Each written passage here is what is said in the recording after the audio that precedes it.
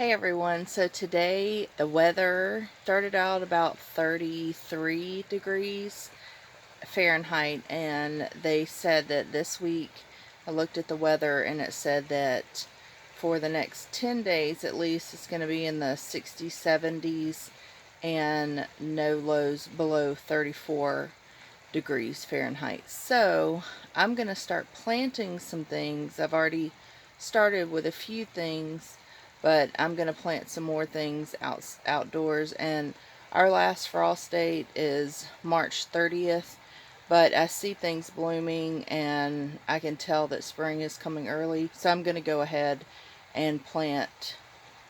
This is how I know spring's coming. And these are paper whites. And I'm pretty excited. Those zinnias did start popping up, and of course this is the bachelor button, and I'm actually getting one little sprout from my mystery seed that I did for my single. No more. I'm getting a couple more over there. So this is my single seed challenge slash mystery seed challenge. And then we have my hollyhocks, and look how many are sprouting in there. I'm so excited.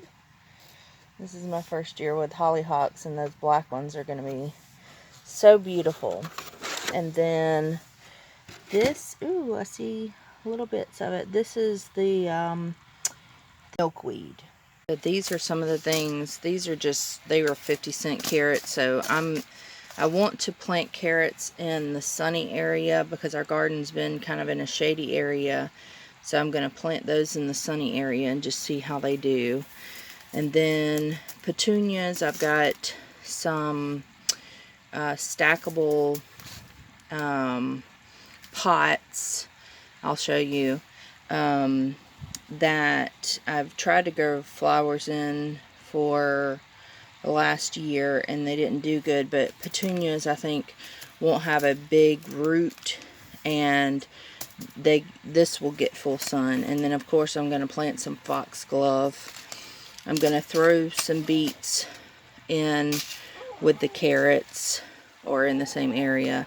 I'm going to sow some of the hollyhocks outside, and then I'm going to do blanket flower, nasturtium. I'm going to do some lettuce, and in with the petunias, I'm going to put this aster. So these are the pots that are like the really expensive ones, except for these came from the dollar store. And so they're really shallow, as you can see, and nothing really grows well in them. And so I'm going to put those petunias and the aster in there and just see what I can get out of that, because last year I had like maybe one flower do well in them. So I'll stack them up and show you. So this is how it looks when they're stacked.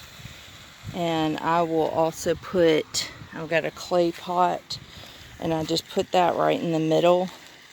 That way I can water from the top and it will trickle down. And I usually have to water this a good bit just because it stays so dry, because the pool deck gets a ton of sun. So, and I will put some of those leaves down there in that top pot. I forgot to do this part of it. Those two lids to a storage container I actually put on the bottom so that the water kind of stays there, and the bottom pot can soak it back up, soak the water back up. And I think that helps a good bit because the bottom is where it's going to get the least amount of water.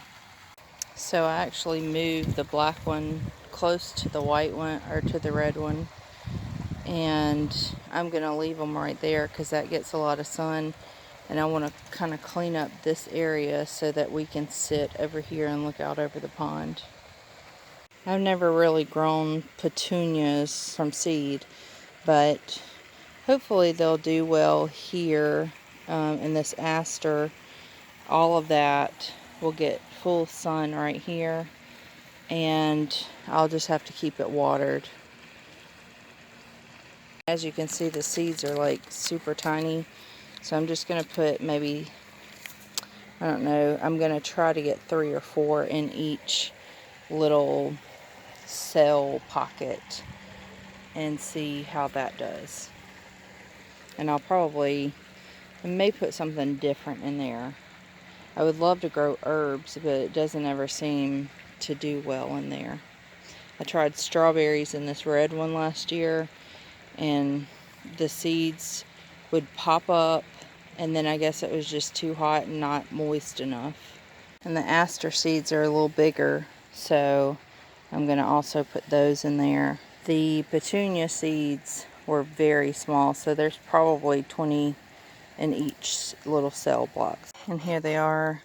They're called Scarlet Nantes. And so I'm just going to put them in here. I will try to space them out, but if you've planted carrot seeds before, you know it's kind of hard to do that. So just going to take them, and as they start falling, I'm going to move it along and hope that there's enough space. That was a little too much right there.